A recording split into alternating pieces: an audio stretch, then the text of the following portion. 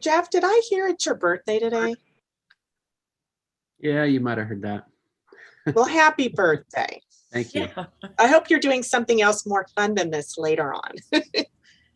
Yeah, we got some things planned. Good. Yeah.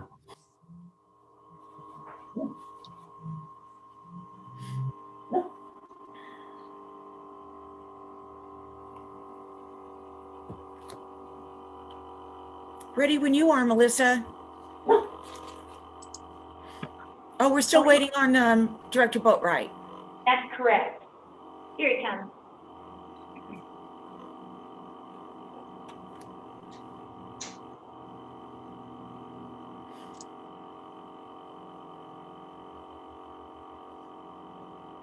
Hey, David.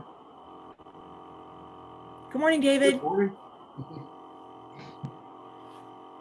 Okay, President Bailey, we're ready whenever you are. Thank you, Melissa.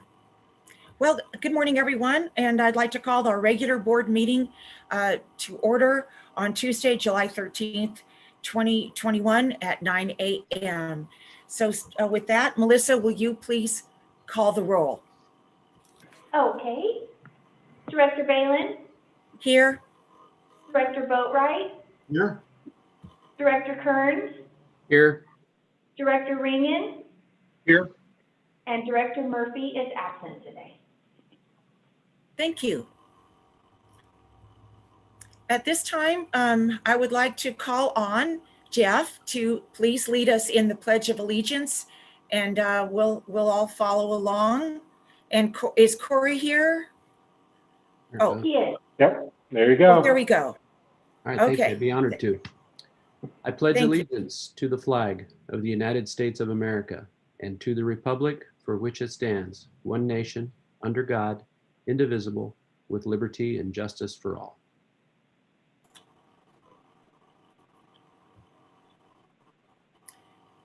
Thank you, Jeff. Okay. All right. I still have to read this thing. You'd think I'd have it memorized. Okay. At this time, I'd like to call the public forum open, and we would like to welcome the members of the public who have taken the time to attend this meeting and provide comments on matters related to district business. Any member of the public may address the board relating to any matter within the board's jurisdiction. This need not be related to any item on the agenda. However, the board cannot act on an item unless it was noticed on the agenda. Persons speaking during the public comment will be limited to 5 minutes, or depending on the number of persons wishing to speak, it may be reduced to allow all members of the public the opportunity to address the board.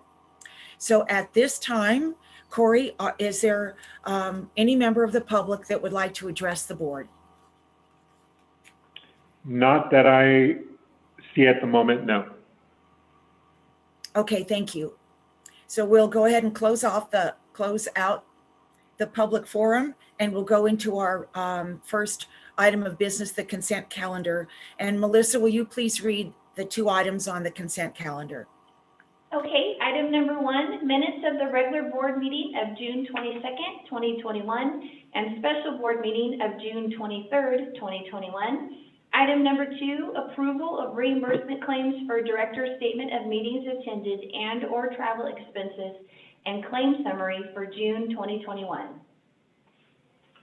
Thank you. Is there any director at this time that would like to pull one of these agenda items? Yes, Director Ringen. Yes, number 2, the claim summary. I've got several questions. Thank you.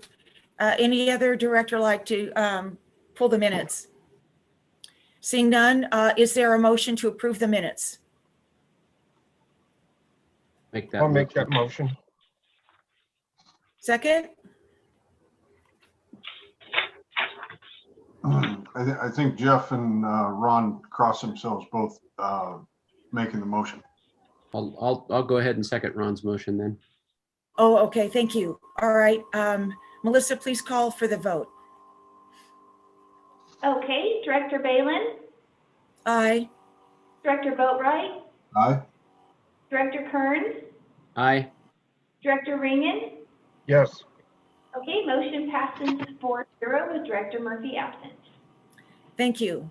I do have to say, in those minutes, there was one of the most longest motions I've ever seen to date. So thank you, Melissa, for capturing that. Okay, Director Ringen, please go ahead. Okay, this claim summary had some things that I've never seen before, and I just would kind of like to get a little idea of what they're about. On page 1, Aqua JPA insurance premium, it says general liability. Okay, that's pretty straightforward, but then it says excess crime. What is that? Good morning, President Balin, members of the board. That is, so as you may recall, this fiscal year was our first full year that we switched over to Aqua JPIA from SDRMA last July.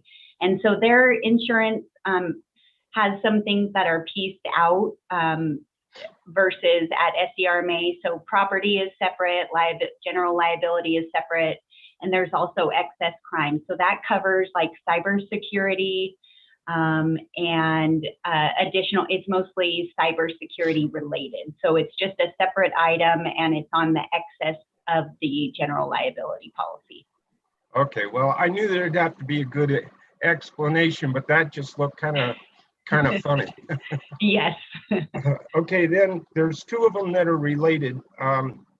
Probably has the same exact answer for both of them, but also on page 1 is Alan Hastings, refund inspection deposit. And then on page 13, Mike Zertucci, refund inspection deposit. When do we refund inspections? President Bailey, yep, go ahead. Eric, you want to handle it? If you have more background, Steve, that's fine. I mean, good morning, board members. Steve Sheffield, your finance director. Eric and I are both kind of jumping in on here because these items are related to what Antonio is doing when someone contacts us and wants to either do a new hookup or it's a new development or whatever. Antonio meets with them. They determine who's responsible for what. And then usually these type of connections will require some sort of an inspection on our part. So Antonio has kind of a schedule as to what the fees are. At that time, he will take a deposit from them. We track all the expenses that are charged to it, both by our time, by actual expenses. And then when it's all completed, which some of these may take years, some of them may take weeks, some take months, but typically towards the end of the year, both the accounting and Antonio engineering side are going through these, really trying to clean them up. So typically what will happen is, say they make a deposit of $5,000, the inspection goes fine, we have a total charge out there of $2,500. It's all done and closed. At that time, Antonio and Eric will sign off on it, comes over to accounting, and we will write a check to the individual who made the original deposit to refund them the remainder of their deposit. Eric, did I miss anything? No, I think you covered it. The goal is to refund money rather than to have to go back to a customer and request additional funds. So in an ideal world, Antonio will shoot high on the estimate of cost, and we will collect a deposit that exceeds our expenses. And at the end of the day, we'll be able to return, even if it's only a couple $100. In this case, it's more money to the customer. That tends to make them a little happier. And that's why you don't typically see them every month, Ron. Like this one you're looking at on page 1, that's a brand new home that's under construction on Summers Lane out there. And again, we get to the end of the year, we really try and go through there and clean this up and do it. Okay, thank you. I mean, that all makes a lot of sense. So I appreciate you explaining that. Then real quickly here, also on page 1 is Archive Social Incorporated, social media. annual invoice. What is that?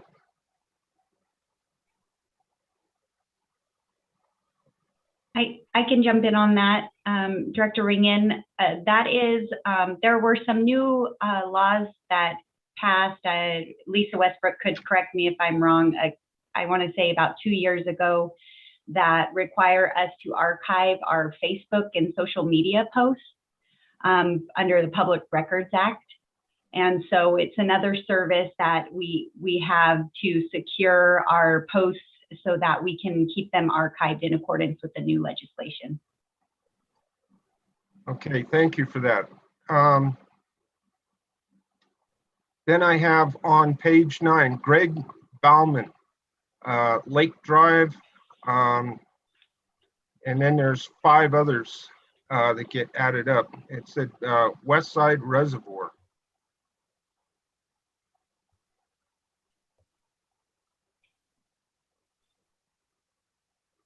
I'll jump in there. So we have a number of reservoirs, ponds, and such that are small in size that we try to, in the last several years, we've been using Greg Bauman, the lake doctor, to help us maintain water quality as best we can during these summer months. Try to keep the vegetation down. This widgeon weed, if you remember, out at Westside Reservoir showed up many years ago. It's been a nuisance for us. So that has showed up elsewhere now, and so we use him where we can to help manage that vegetation. Yeah, I apologize for the confusion. It's actually, he goes by the term Lake Doctor. So I know it looks like Lake Drive, but what we're really saying there is that that's the Lake Doctor services at those locations. So it's basically a weed service to get rid of the weeds. Okay, that's good. On page 12 is Liebert Cassidy Whitmore. Now, I've seen that name numerous times, but it says Employee Relations Consortium membership. That would be me again, Director Ringen.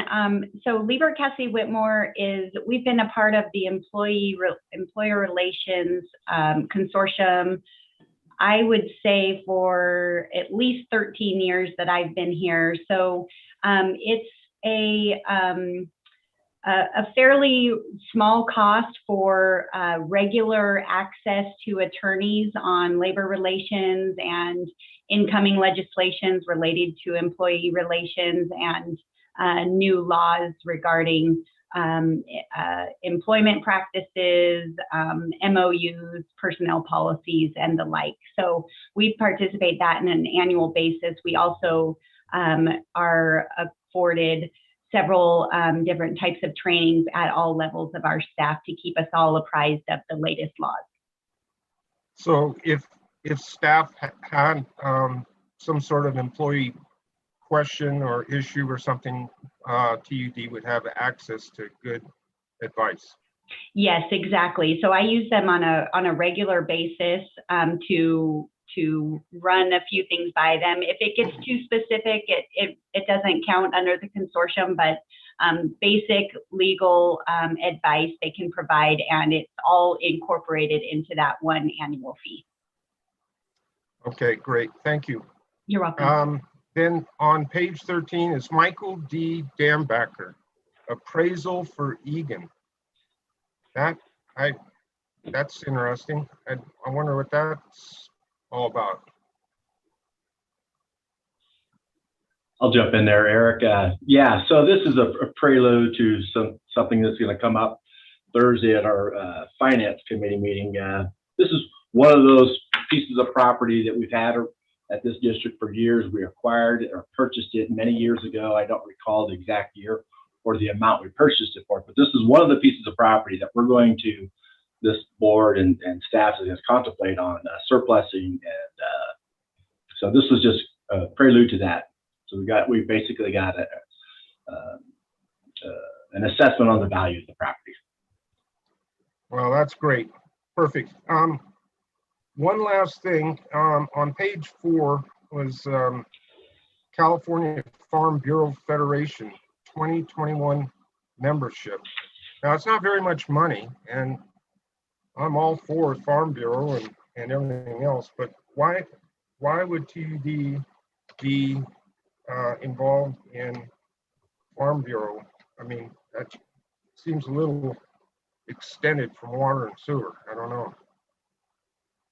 I'll jump in here unless Don wants to do this, but if you remember, at one of the board meetings, we had a specific agenda item to go through all the dues and associations that the district currently is a member of. We've been a member of the Farm Bureau for, I believe, at least a dozen years now. It's an annual payment, and at that time, the board approved all the memberships except for one. I don't remember if it was the Chamber of Commerce or the Business Council. One of those we dropped off for this fiscal year 22, but this membership was approved by the board at that meeting. Yeah, I remember that really clearly because I was part of that. I think what threw me off was it says California Farm Bureau instead of Tuolumne County Farm Bureau. So that's, they must get their money through the main organization. Yeah, that's where the check's required to be written to, but it is for the Tuolumne County membership. Okay, perfect, because that would make a lot of sense because they are involved in our ditch system and raw water and all that. So, all right, that's it for me. Thank you, Director Ringen. And enlightening as always learn something in these explanations. Does any other director have any comments on these items? Okay, seeing none. Is there any member of the public that wish to comment on the bills and warrants? Not that Corey? is being indicated, no. Oh, okay, thank you. Well then, with that, is there a motion to approve? Director Ringen, second.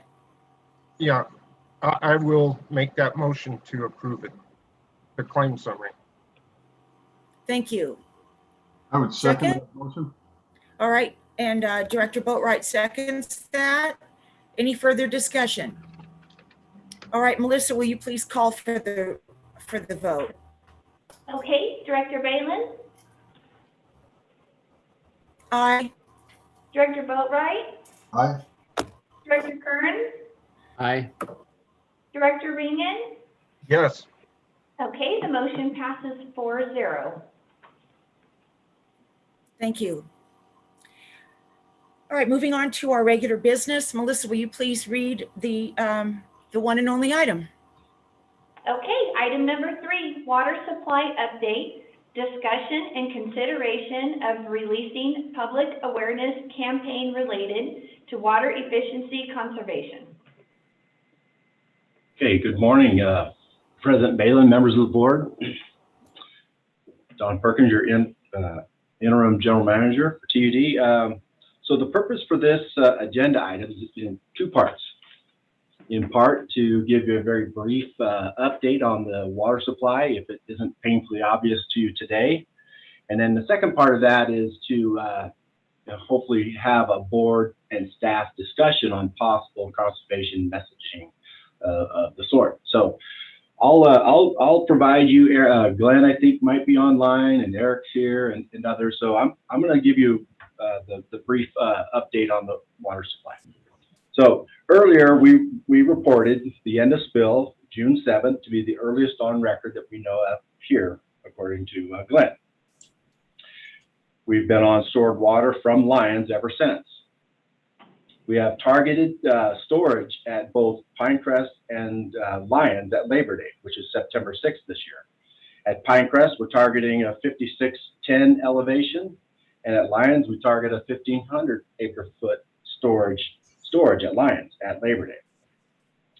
You can see, and we all know, we've had a very hot, very dry spring and summer thus far with no end in sight. So today, staff is estimating that the storage at Labor Day for Pinecrest will be about 5607 instead of 5610.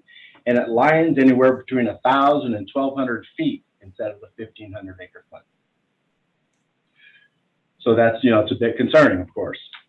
So we can see what's going on around the state, all around us, up and down the foothills and everywhere else. The governor is asking now, as of late, this 15% voluntary conservation. Other agencies are requiring as much as a 15% conservation. I just feel the need to tell you and remind you, if you didn't know, that I feel like our TUD customers and the rest of this county do a very good job of conserving water. They have for a very, very long time. This is not new to our customers and the people that live in these foothills. So they continue to conserve. Our conservation numbers, our usage numbers are down still from 2013. They've never recovered to those numbers. So we're still conserving. I feel like our customers are doing a good job.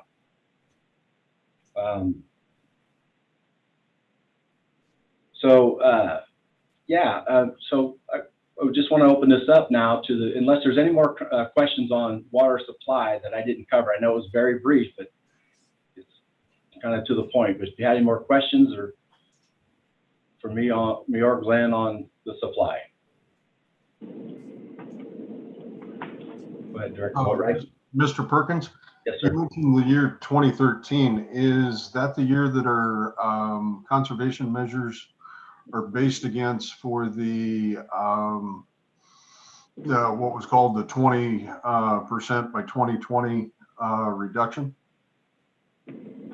I'll let Glenn answer part of that, but I use and have always used 2013 as kind of a most recent benchmark, right? So prior to 2013, we had a baseline of approximate usage, treated water usage. And then after that, 2014 became, 14 and 15 became the historic drought that we refer to. And our percentages of consumption dropped dramatically, 35–40% perhaps, from 2013 to 2014 and 15. So I always refer to 2013 when I talk about conservation. Now, if you had a second part of that Glenn might be able to answer. Sure. So Director Boatwright, there's two types of water conservation that you mentioned there. One is the urban water management plan for the 20% reduction by 2020. That references a pretty elaborate calculation based on a regional water use. And so that's it boils it down to a per capita per day water use. So I think our target's like 165 gallons per capita per day. And the district is well under that target for 2020. We're like 139 gallons per capita per day. So customers are using water well below that established 20% reduction by 2020. And so, but also that's kind of in people's minds is like what Don was mentioning, in 2014 and 2015, we had that, I believe it's a 25% mandatory water use reduction. That's in reference to 2013, the year 2013. And so, and again, the district is still well under that 2013 threshold as well.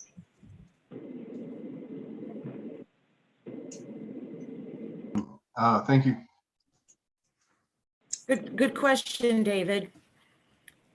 Any other questions? Yeah, Jeff.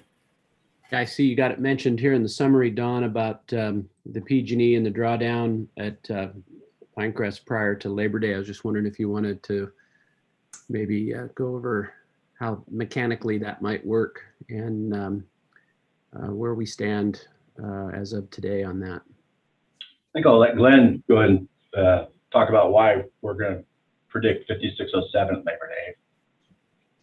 Right. So the 5607 prediction is based primarily off of the PG&E drawdown curve that they prepared back in the middle of April, and so and that's actually holding well. That's when you forecast these sorts of figures, they're not perfect, but in this case here, I think it's actually holding pretty well. So our current storage levels right now at Lyons and at Pinecrest have it drawing down to near that level. And so things could improve. They could maybe be a little higher, or there could be drier and maybe a little lower. So that's but that's a pretty good number.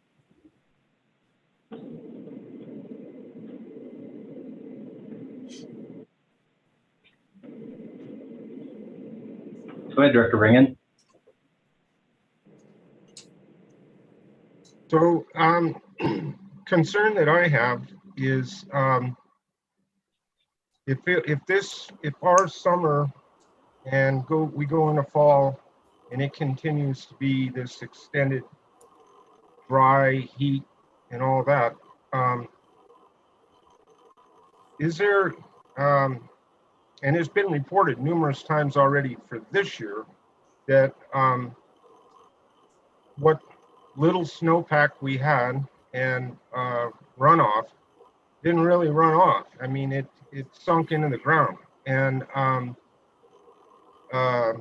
because we're back in another drought, and we never really got out of the first one. And so I guess what I'm not only concerned about that, I'm wondering, does anybody have or is working on a plan in order to figure out what sort of runoff we might be able to count on this winter, especially if it's another light one? I mean, our two small reservoirs could be in real deep trouble if the ground soaks it all up and the forest soaks it all up. And Director Ringen, I understand your question, and I share that same concern and questioning in my mind. I'm certainly not an expert in that field. I don't know that too many of us can really predict what's going to happen, what could happen. So planning for the future and the worst case scenario is something we ought to be doing. But I don't know if Glenn can add to that or not. We don't have any specific studies to analyze what you specifically said. However, I will say this, that we would look back at the behavior of the watershed over time. And so we went through the historic records go back to 1977, which was drier than this year. And we can also look back at more recent records for 2014, followed by 2015. 2015 was drier than 2014. And so we have kind of a empirical data to look at to in part answer some of the question that you just asked, Ron. I would expect the reservoirs to behave in that way. So as we get to the end of the calendar year, the reservoirs are drawn down low normally. That's what we see.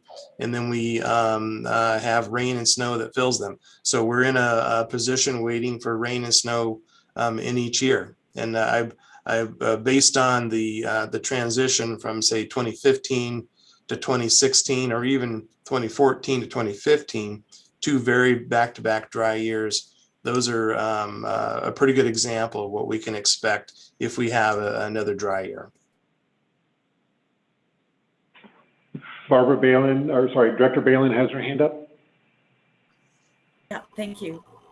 Yeah, thanks, Glenn and Don. And I think this reinforces the direction that this board is going for, which is realizing that we're coming into unknown, climate territory, and it reinforces the message for the need for to act on our CVP water entitlement, which we are, and to continue being united to acquire those PG&E water rights, which we are. So I think this is, I really appreciate this update, and because if nothing else, it reinforces the direction that we need to go to get this county, to keep this county in water with unknown climate, erratic. My fear is, the big deluges that we all will get in 1 month. Where are we going to put that? Our soil can absorb only so much, et cetera. So you bring up good points here, and it just reinforces to me the message of the going after our entitlements and our PG&E. I agree with you, Barbara. Thank you. Director Boatright has Okay, a any comment. other comment? Okay, Director Balin, I have a comment on yours. Not only the capacity to store instantaneous water or huge storms, but think about the soils movement and sediment that that brings along as well too, when you get, large sums of water suddenly hitting the ground. Glenn, I have a question for you. We know that spill ended June 7th of this year, and end of spill is something that we talk about every year. When does spill typically begin? As far as when does Lyons generally fill? Is that in late January, into February? The spill, I would say there's two things to look at there. Is there's a spill and then a forecasted to spill. So you have, and that occurs anywhere between, say, December and April, pretty wide span. So it really depends on the types of storms and when they occur. So you could have the reservoir is low and we have large cold storms that bring in lots of snow. The reservoirs will stay down, but we know we're going to get that flow later in the spring. And so you're not spilling, but we know it will, kind of thing. And so it's a big wide range. Yeah, December to April. Okay. Second part of the question then, do we have under the PG&E water right, that we're currently in negotiations for? Does that cover any of that water that is involved in the spill? Basically the water we don't have the storage capacity for at this time. That's a very complicated question. Let me see, break it down. The Lyons Reservoir has storage rights to impound water up to the capacity of that reservoir. Pinecrest as well has storage rights. It comes in several pieces to store that water.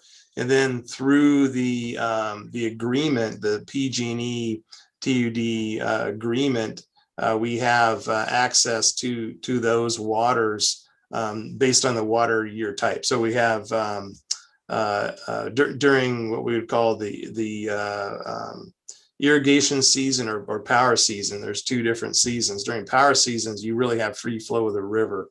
So we have we're just getting direct diversions from the main canal, and typically PG&E is running at a higher flow than our demand to operate additional water at the powerhouse, the Phoenix powerhouse. During the irrigation seasons, we switch over to using stored water through PG&E's storage water rights. And that first starts with water from Lyons, and then there's an allocation of water that we get through that agreement based on the type of year. A dry year, we get more water allocation from Pinecrest. In a wet year, there's less water needed from Pinecrest. So in a really wet year, we don't need it. In a dry year, we do. So in this year, we have a larger allocation of water per that agreement from PG&E for the stored water in Pinecrest. Okay. Very complicated answer. Thank you. Yeah, complicated question. What I'd like to do is, does that set the stage work for an obviously massive or large storage infrastructure? Is years in the planning, years in the construction, to provide for both benefits of environmental as well as domestic use. But should we approach the conversation of, increasing our storage capacity? Is there allocation, water available to provide into increased storage? Yeah, that's a very big question. And that's a huge topic. I'm familiar with some history on that. I know that There's been studies for increasing the storage capacity at Lyons Reservoir, for example, that years and years ago. And there's lots of hydrology that goes into that. And but of course, the system, the way it runs now, what we have now is we do fall under a couple of pinch points. And one is at, well, the regulatory issue right now as we approach Labor Day, which we're working through. At the end of the year, when the reservoir storage levels are drawn way down, we wait for water supply. Ideally, it would be neat to have a much larger reservoir so that our water supply is met. But that's a very big topic that we would need much more analysis and discussion. And there's been a lot of studies over the years, well before my time here as well. And I just, kind of feel that, we always bring up this conversation, during those drier times, instead of a ongoing future project set time, where we look at increasing our capacity, not only, because we're driven in the dry years, but the future. And, with changes in the environment, it's just hard to tell what we need. And we know we definitely don't have any carryover storage. And Director Boatwright, I completely agree with you. And I are thinking a lot alike. I think that has to do with all of our years in operations. We understand how this works. If you have a problem, you fix it. You don't sit around wringing your hands forever and deal with it. So I'm with you right there for sure. We got the first step is acquiring the acquisition, and let's get that done, and we'll be more in line for increasing storage somewhere down the road. Yeah, and Mr. Buckley, I see you taking notes, and you're certainly most appreciative and stakeholder at the table to try and see how a future project like this could be balanced for both the environment and domestic uses. But, thank you. Director Balin has her hand up for a comment. Yes, I wanted to comment on the storage, and I wanted to comment on conservation in our county. So regarding storage, I think we're on the right track, realizing or working towards realizing our CVP entitlement. That there's nothing better than having water stored in somebody else's basin. And with that new water coming in, we'll be able to then offset some of the Pinecrest water and help our upper neighbors by providing additional water into the lower basin. So we're not used to thinking in terms of integrated water use with these two things that we're moving towards, but I think this is new for us. I mean, it is new for us to look at envisioning the county in water and not, strictly coming from brown, because as we know, typically this county goes above and beyond what's required statewide. It's not just our county. It's this 20 by 2020 is a statewide number. So we give what we can, and we need to be careful because of the costs onto our system when we do donate our water to the greater good. So in terms of conservation, if we do it too much, show the state we don't, let's say, need to use this water, we send the wrong economic message, which is brown, and we're that much closer to burning. So you're right, Director Boatwright. I mean, the environment, everything is all knitted together. Fire prevention, risk reduction, it's all something that we all have to make sure that the water that doesn't leave our county until it provides these services for us, because of if we just dry up and have that message, that's not the right message. And so I think that we've got the leadership now in place to send forth a positive conservation message, not just sort of one which is, well, let everything dry up. That's not the right message. So I'm hoping we can get through this, add new water, you integrate the uses, store it in somebody else's bathtub, and fill up, top off all our reservoirs, and be green and have fire access and conserve untreated water. I mean, I think that's kind of at least the vision, long-term vision for our growth and prosperity of our county. Any other comments before I open it up to the public? Okay, seeing none.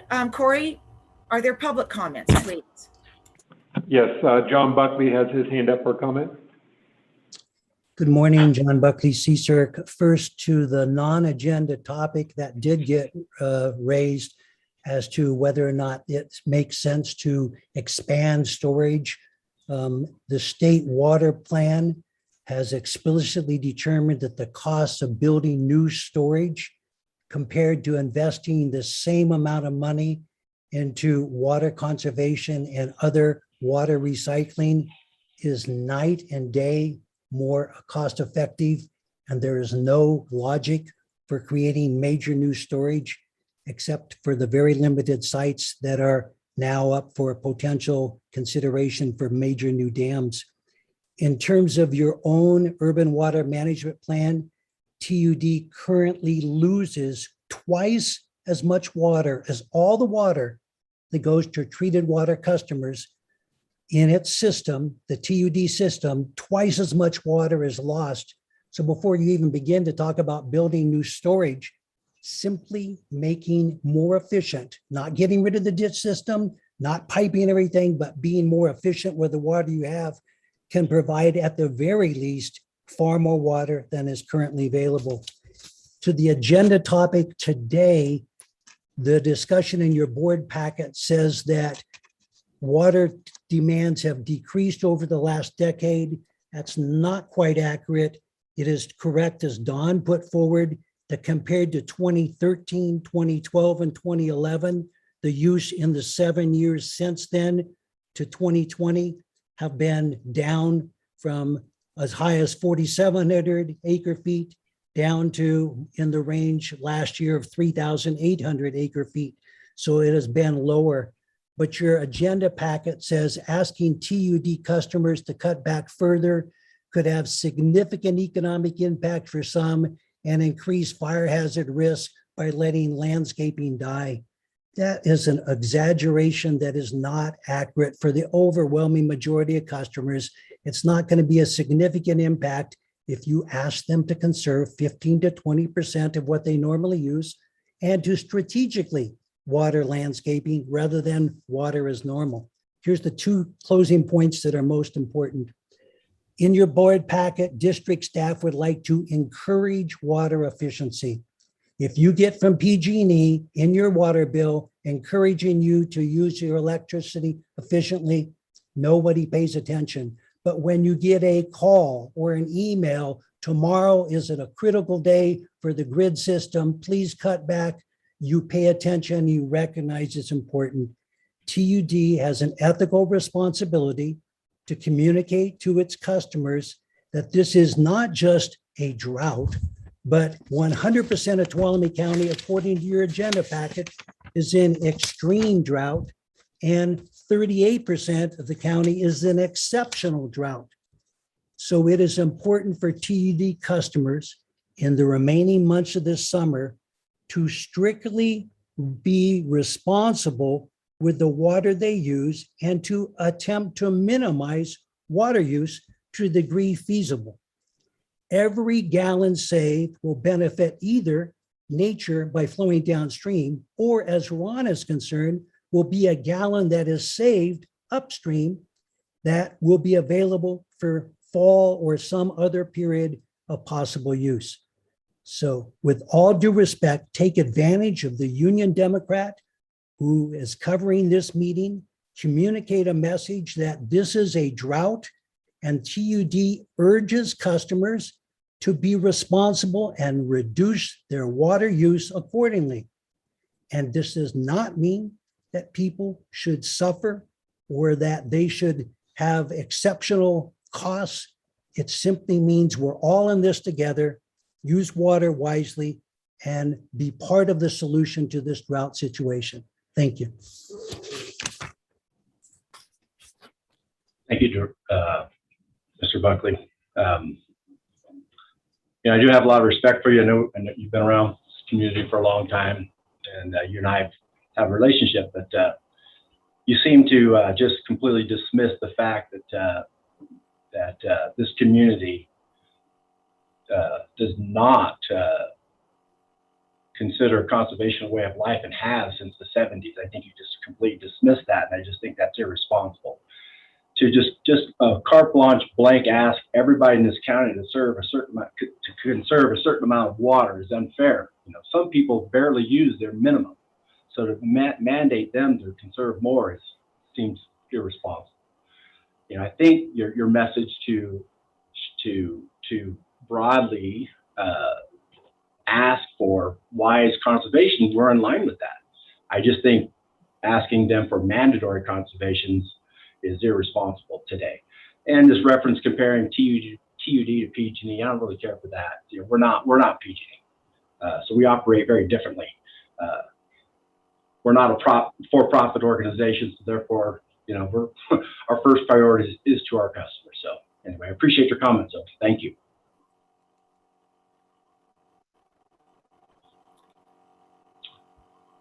Any other comments from the public? Not that I'm seeing at the moment, no. Okay, thank you. Well, then I'll close off our public comment. And I believe this is a discussion item only. I only have one computer on in front of me today. Is that what this is? Just discussion only? Correct, President Balin. It was a discussion only, but Okay. Largely we've only talked about water supply. I was sort of hoping for a little bit of a discussion between the board and staff on what kind of messaging, if any, that we'd like to pursue. Can I'll just jump in. I think, I agree. I think John Buckley made some good points regarding overall conservation. I think we've had some really good programs in the past with Rebecca Miller Krebs, et cetera. I think, Don, you and I were talking the other day about doing some efficiency demonstration landscaping in front of the building using native grasses, et cetera, to demonstrate our, not, instead of putting a little lawn in there or something, but to demonstrate our commitment. And I think the board is very supportive of, if it gets into some of those radio announcements, which is, even odd days or something like that, if we have to go that direction, I feel I would support, making that a public announcement, let's say.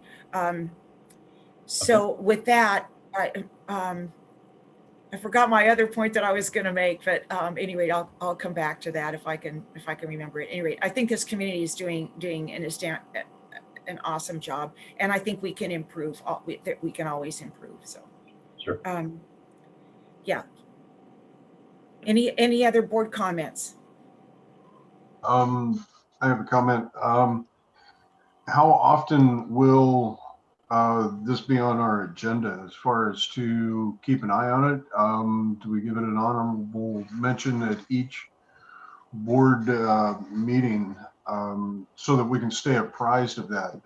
I certainly support making sure that the public is aware of the information that this actually appears to be our longest record as far as earliest spill, end of spill, start date, and Labor Day being, almost the end of the first week in September, and keeping them apprised, whether it's a, ad in the paper or social media, certainly on our website to go ahead and continue to track this so that, if we do end up having to look at, conservation measures across the board, that, we do it at a time frame that it's beneficial, instead of, okay, we waited a little long and now we need 30%, not 20% or, 15% reduction. Yeah, good. Thank you. I think that's the board's prerogative to have this on our regular agenda, or at least a placeholder, and we'd sure be welcome to that. But yeah, to your point, you got a good point there, Director Boatwright. One of the many things that we have going on up here is our census is really high. There are a lot of people in Tuolumne County that weren't here a year and a half ago, I think largely due to the pandemic. So, although our usage is down, our census is up. So you're right, maybe it's worthy of some further discussion and analysis. Director Balin has her hand up for a comment. Thank you. I remembered my point. The education on our water use is ongoing. And John, just for getting this discussion going, one of the things that I thought, and maybe this has already been done and I am not with it and forget about it, but in our bill, if we had a pie graph, this is what people don't understand about their base rate. And we hear this all the time. Oh, I conserve, and my bill doesn't go down. Well, if we had a pie graph on the base rate, and correct me, Steve, if we've already done this, then the user can see that, 3/4 of their bill most of their bill is a flat rate that covers employee benefits with a little bit for CIP. Now I might be exaggerating, but that's in my mind. It's like 1/3 CIP, 2/3 benefits. Okay. And then you might as well use a little bit of water after that, because this is what you're going to pay for whether we turn the faucet off or not. We know this, but I do think that a pie graph would be a visual portrayal of what this fixed rate is all about and why we really can't, mess with it. And at any rate, so Don, I'm throwing that out as some ongoing education that could go in our bill, and then kind of capitalize water use after that, because you're going to pay for that no matter what. This is, they're almost like two separate bills. And then I just want to remind our board here, and John brought this up, is when we have an agenda item, we can't not suddenly, but go stray. And I notice we're all guilty of this, and I'm not picking on anybody, but we start talking a whole different agenda item like storage, that kind of takes us a little bit away. And I'm just reminding all of us, we really need to be careful to stay on the agenda. So it's reminding for all of us. Any rate. So with that, I'll just put out the opportunity to put a pie graph in our bill and just kind of explain we actually have water use and we actually have fixed costs. Yeah, Steve. Just to chime in here, I know we're off agenda and off topic here, but what I'm hearing you talk about, Barbara, again, you use the term employee benefits and CIP, and that makes me a little nervous because, again, the majority of our operating expenses is labor. But if you remember back, what you're talking about is really our budget. And so in the budget documents, we have the pie chart. It's on our website. It shows where that money's going. And in the bill, we've had everything from 6 tiers to pie charts to column graphs and everything under that. And, the last rate study, we really came up with what's livable, what's affordable. And that's where this 400 cubic feet is provided to everyone, whether they're a vacation renter who's not there at all or someone else. So, I really struggle with the pie chart, and we've gone a lot of ways. We made a dedicated effort to make our bill as simple as possible. Every bill shows exactly how much you use, whether it's 0 or 1 cubic foot or 1,000 cubic feet. And in addition to that, the customers can create an account online and they can see it every time the bill is used to see their past history and what they're doing and everything else. I agree, education's always good, but to start doing budget information on our bill that we send out, makes me a little nervous, but that can be a future agenda item. So, and I appreciate your input, Barbara. I know you talk to these customers. We talk to them every day. So we're really working on that, but I appreciate it, and that's certainly something we can look into. Thank you. Director Balin has her hand up for a comment. Yeah, and and I apologize if that's off topic. However, in terms of helping people understand what it is they are actually conserving, that's where I'm going. Not to really reify their bill, except in the emphasis on helping them understand the conservation piece of their actual bill. That's all. And yes, we can further this discussion if we think that there's some benefit. And yeah, and I realize how when we just discuss the bill, that is off topic.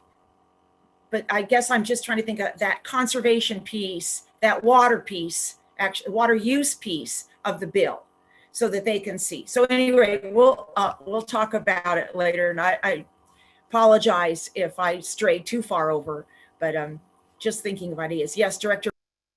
So I'd like to suggest that we either have set aside enough time to go over that, and also an explanation that can be put out to the public, to our customers, the ratepayers, as to what TUD is all about, how it works, why labor is such a big percentage compared to many other water districts. And it's because we're so spread out. I mean, and we don't have a lot of customers on the, in close proximity. So everything is expensive. So I'd like to suggest maybe we either have a good enough agenda time to be able to go over all this and iron something out that can go out to the public, or maybe a workshop. I don't know, whatever everybody thinks, but I think it's something we should really dive into and get something that's really well thought out and easy to digest by our ratepayers.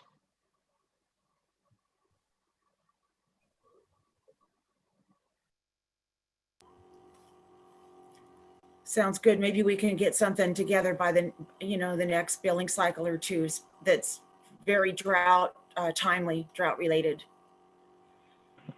Director Yes. Kern has his hand up for a comment.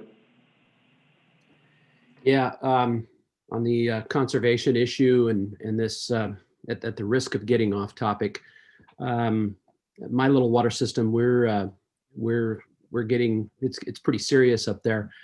We have a post 1914 right, and we've had it 100% curtailed. We've applied for and been granted, at least for the short term, an emergency for health and safety reasons to continue to divert. But it just goes to show you how much better off you are with a pre-14 right, which is what we're in negotiations with PG&E. But because of that, we're going to be, very shortly, we're going to be asking our customers to conserve, extremely conserve. So just a little scale there for you to think about. So thanks. Thanks, Jeff. Good point. Any further discussion before we close it off? Okay, seeing none, then let's close off our regular business. I think that was, it's always good to keep this running on our agenda because it's pretty darn hot out there. When you water, you see it evaporate right before it can hit the ground. So very good. All right, so let's go into staff reports. Okay, thank you. Yeah, I'll jump in. I've got a couple of I wanted to throw out there, but first I'll start off with the Sonora Regional Wastewater Treatment Facility. As you are well aware of, we when the bids came out, we had about an $18 million shortfall in funding. Gave us a lot of concern. Staff went out to all corners of the earth trying to find a way to overcome the shortfall. Early on in that process, we got a good indication from USDA that they wanted to help us and see what they can do to help us with that shortfall. So they they got back to us with us last week, I believe, and have a kind of a tentative package for us to consider. So the original funding package was TUD out of pocket $5.5 million with a loan of $15.8 million and a USDA grant of $4.1 million. Well, now they're offering a subsequent package whereby TUD would spend an additional $5 million. We'd have an additional almost $9 million in loan, and they would have an additional $4.3 million grant. So that's all good news. I mean, that's tentative. There's lots of detail to work out between TUD and USDA before we're really ready to settle on something. Of course, when that information comes back to us, we'll provide it to you as we should for your consideration. But some of the stuff that I just like to hear, I like to share is in this Zoom meeting we had with them last week, they were very complimentary of TUD and its staff. They value the project. I think that's through relationship building. Steve and Eric have worked extensively with them. They're very complimentary and our professionalism, our attention to detail and ability to provide detailed information relatively quickly. So, you know, as of today, they only have about $8 million left in all of California for grants, and they are ready to commit it all to TUD. And I just think that's something special. So just thought you'd like to know that. And then I wanted to give you an update or just give you a quick briefing on the Twainhart CSD spill that happened earlier. So on June 23rd, Twainhart CSD reported a spill of about 1,400 gallons that by way of Twainhart Creek would have found its way to Twainhart Lake. And of course, you know, I made contact with Tom early on, offered our assistance, want to make sure that he had everything taken care of. He asked if we could spare, you know, somebody to come up there and give him a hand. Eric Hall took the lead on this and sent some of our crews up there to assess the situation. With July 4th being very near, it's important, you know, that very popular, you know, destination for people at Twainhart Lake. So anyway, our crews did end up going up there. They spent about 5 days, total of 5 crews, about 4 days to clean and flush about 11,000 feet of sewer mains. And they were able to open up their lake on time for July 4th. And it was just an opportunity for two entities to work together to resolve an issue. And it was just thought you'd like to know a little bit about that. And so that is my staff report. Thank you, Don. Okay. We have Eric with his hand up. I assume he would like to speak next. Great, thank you.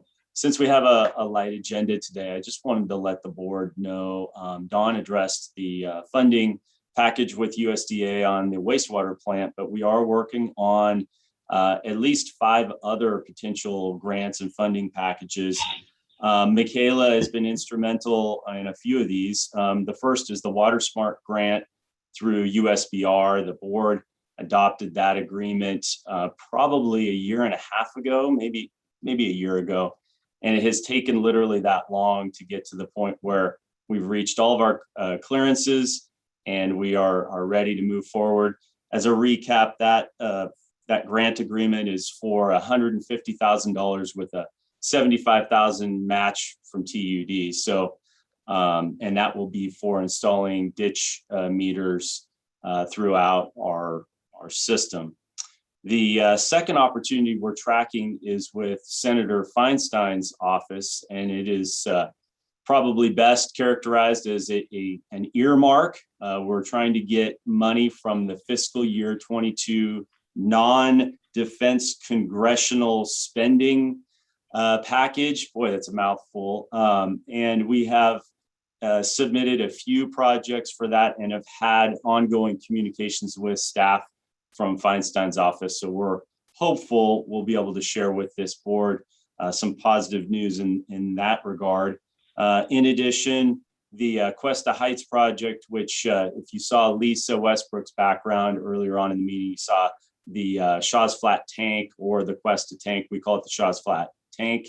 That was built with some CDBG grant funding.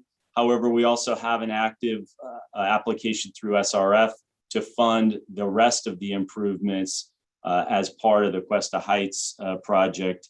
And we're hopeful within a number of months here, we'll be able to report back to the board on that. Additionally, the board has heard over the last few years, probably 3 years or more, and the board did execute an agreement with Curtis Creek Elementary School. As you may know, they have a well that doesn't produce enough water, and they also don't have fire protection on campus. So the state has indicated they will be issuing a funding agreement here very soon that will allow us to extend a water main down Standard Road to the school.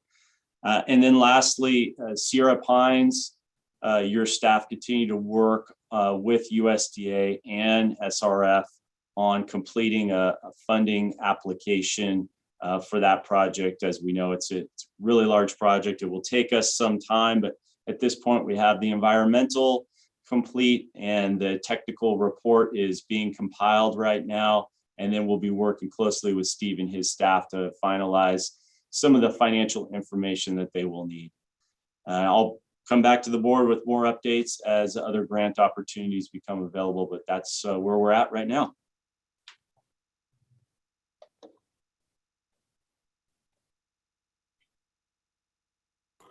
Thank you.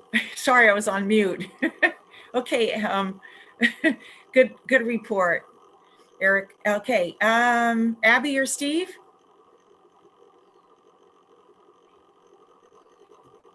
Hi again, Abby Parkon, Admin Services Director. Just wanted to share some awesome kudos we've received from the public to our staff over the course of the last several weeks.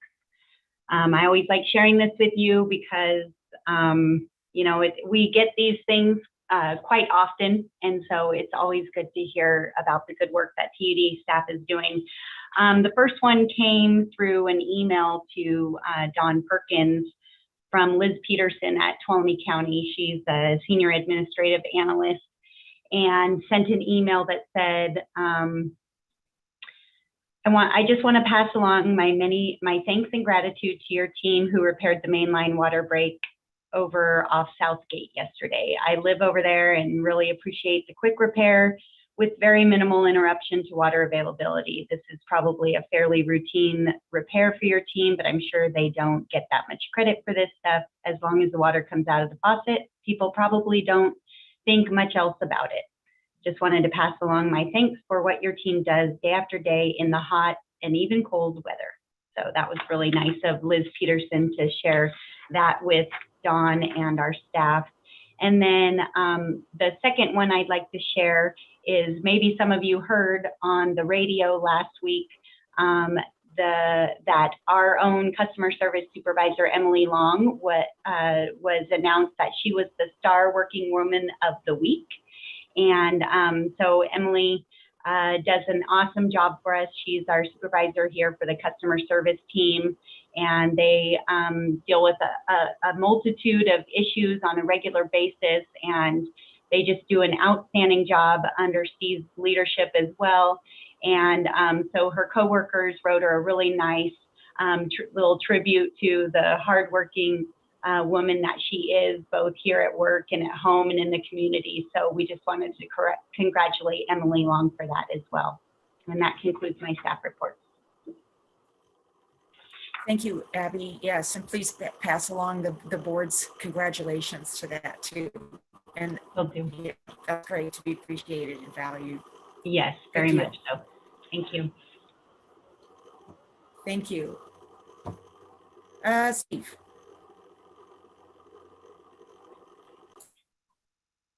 I don't have anything to report. Thank you. You did it all last month. They all covered it for me and did a great job. So that's really great. All right. Well, I wanted to say one thing before we go into director's reports, and that is, you know, Director Ringen sometimes says, well, how does such and such, you know, benefit the ratepayer, which I think is a great question for all of us to keep in our minds. And I think that Train Hart crews, our crews coming in demonstrates that we're all in this together, and that if we support them, that supports the whole community. And I just feel like that does benefit all of us in the community, and as well as the ratepayer too. I think it's a good, probably saved a lot of money too by attacking it with our forces too. So at any rate, who would like to go first with director's reports? Yeah, Jeff. Jeff, Right, and then David. Beat you to the punch. Oh, well, I was just going to report that, basically I have no outstanding reports. So thank you.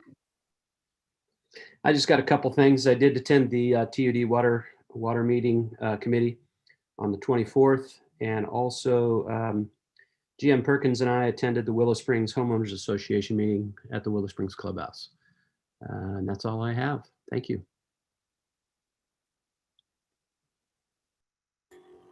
Oops, thank you, Jeff. Director Ringen. I don't know if it's my imagination or what, but has it been really busy the last couple of months? Good.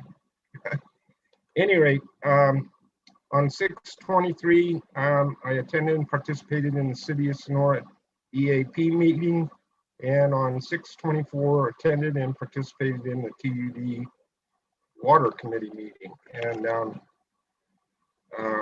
we are about to, I'll probably let President Balin cover this, but I'll just say briefly that the Water Committee is taking on several projects. It's going to be interesting, and one of them is going through and trying to straighten up part of the water rules and regulations and make some sense out of it. So, man, lots of things going on all at the same time. That's it for me. Okay, thank you, Ron. And I'll touch on the Water Committee.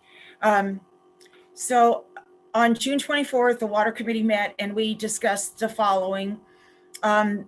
The Sonora Water Treatment Plant board tour, and the committee thought it would be best to have the Carollo study and staff go forward with the condition assessment of that area before we set a date, because I think those would generate some really good talking points for the board. Two, we had the bill procedures and structure. Again, this is helping our public understand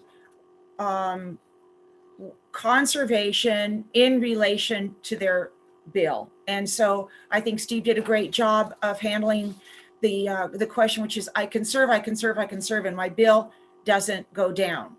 And so that's part of our continuing education about how TUD does the billing. And again, the committee directed Steve to work and his staff to continue working with the public in the education process. So that's ongoing. The next item was, like Ron had said, it's sort of timely to review the water rules and regs, and the committee and staff agreed that it was time to review and update this policy. Staff already has some edits for the board to consider. So we don't have any formal recommendation at this time, except that we're going to continue to dig in and make some policy revisions and then bring it back when it's time for board decision. The fourth item was review and discuss the ditch maintenance programmatic CEQA and the historic properties management plan. The committee will review both the documents and TUD's compliance responsibilities and address new impacts and possible mitigations that were not identified in those original documents.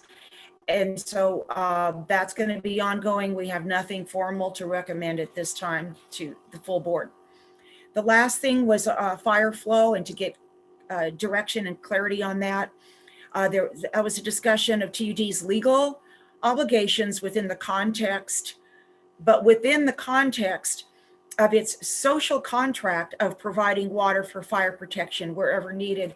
And so when I say social contract, that is, again, our good neighbor policy, our opportunity to partner. So when you talk about a social contract, that's sort of is that umbrella. We've got a legal obligation, but then what is our responsibility so all of us doesn't, let's say, burn down? So we really realize that there's some fuzzy areas in between these, and that what we're going to need to do is get clarification and work with our legal counsel, our general counsel, and Director Ringen mentioned it's really probably time that we develop a policy that even directs firefighters where the nearest available raw water would be, let's say, in an area where there's a choice. So we've got some work to do there. And again, there was no formal recommendation at this time to the board, to the full board. Moving on to mountain counties. June 25th, we had a meeting in El Dorado on the El Dorado County Water Agency. There we had an amazing presentation. They're going after some contract water as well, and they have developed studies similar to us that can identify usable, irrigatable land throughout their county, and they had a great presentation. The general manager there is a fellow named Ken Payne, and I was able to get a copy of that study, and it was developed by the Stantec engineer that we are also using, Young Shin. So that was a really good connection there and networking. And as you recall, we mountain counties, we're just now starting to meet in together. We are a 64-member agency with a 9-member board. We do not have a 64-member board.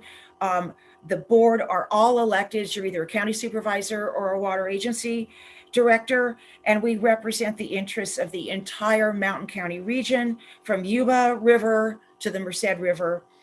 Our current interim is Jim Branham. I'll say the board did pass the flyer for hiring a permanent. We approved that, and that's getting sent out. Abby has a copy. A lot of you have probably seen it. And then we made some policy direction in our policies. And we discussed in October a lunch meeting with like a summit on it would be panel discussion, and of course it's going to be a panel discussion on fire, water, and drought. So we'll probably have a really good consortium of speakers to catch us up. A lot of us haven't seen each other, so we'll build in lots of networking opportunities. And I think that's all I have to report. And I think this is pretty good for a meeting to get out before noon. So Jeff, you'll have plenty of time to celebrate your birthday. Real quick. Thank you. Real quick, Director Balin, you reminded me of something. We did, Trevor Cowd and Carollo and others had a kickoff meeting yesterday. And so I believe we should have a final tech memo from them by September 3rd. So you can kind of circle some date after that, maybe for your board tour there.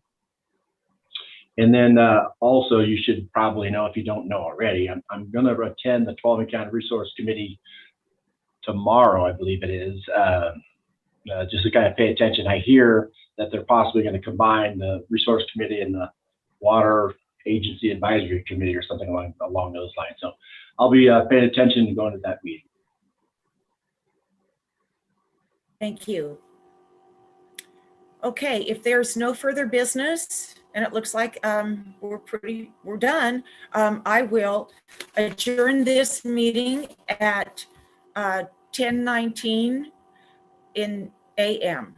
Thank you. Thank you, everybody, and we'll see you next time. Okay. Hey, you guys. Bye, everyone. Happy birthday. Thank you. Happy birthday, Jeff.